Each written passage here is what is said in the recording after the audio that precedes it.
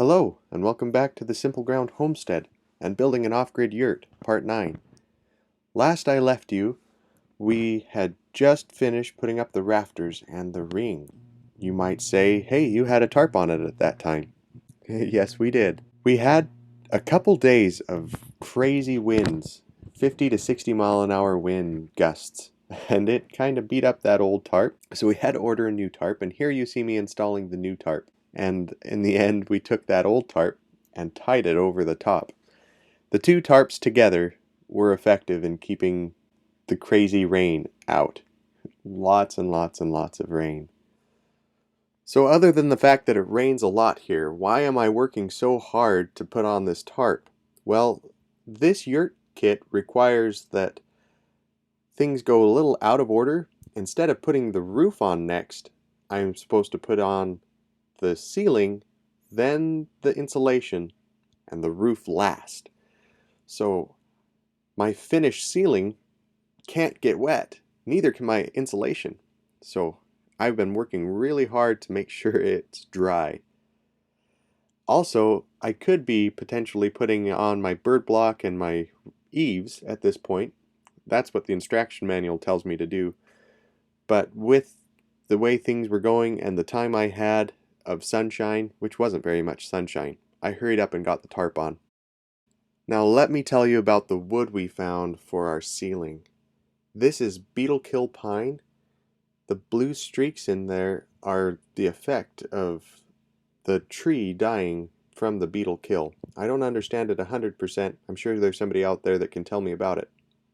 Beautiful, beautiful wood. We were going to go with either cedar tongue and groove or big panels, which would be easier to cut, faster to install.